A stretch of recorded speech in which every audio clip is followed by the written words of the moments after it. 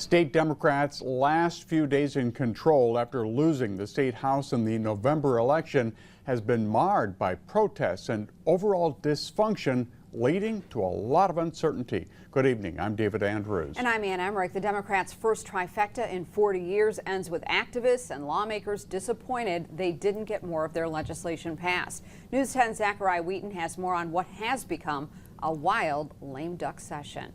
Hey, good evening, guys. With the House not able to get enough attendance to hold votes on bills, the state Senate tried stepping up to save what legislation they could. State senators had a marathon record-breaking session lasting just under 30 hours, going from 10 a.m. Thursday and lasting until a little after 3 p.m. on Friday. However, there is still a lot of uncertainty for activists who thought this would be the year they could finally get their policies passed. All in favor, vote aye. Opposed, vote no. Substitute vote.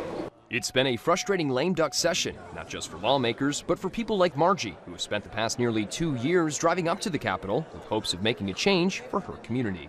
We get a lot of nice, polite nods. Oh, gee, I understand what you're going through. Sorry.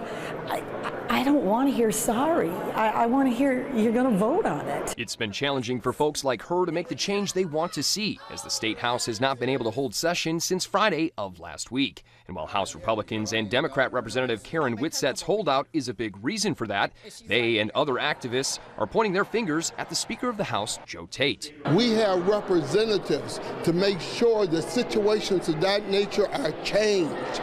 But we can't even bring these things to a vote, and we can't even be in their office. Whether they're pushing for more affordable housing or to keep the current tipped wage structure, activists say they felt they had the votes to get their legislation passed. I don't even see why we have to do this if nobody wants it. You know what I mean? We shouldn't have to fight this hard for how we want to make a living. With the House in disarray, state senators tried to save what legislation they could Friday, holding a record almost 30-hour session. I can say with confidence that this caucus came to work every day trying to do the best they could for their constituents. Despite efforts from the state Senate, there's still a lot of uncertainty. But that won't stop people like Margie from trying to make the change they want to see. If we have to come back and do it again next year, we will. We're not giving up. We're not going away.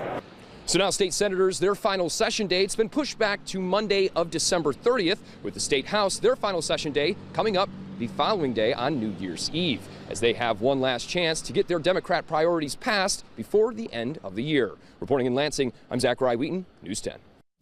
The previous record for longest legislative session was 26 hours. That was set back in 1993. From one Capitol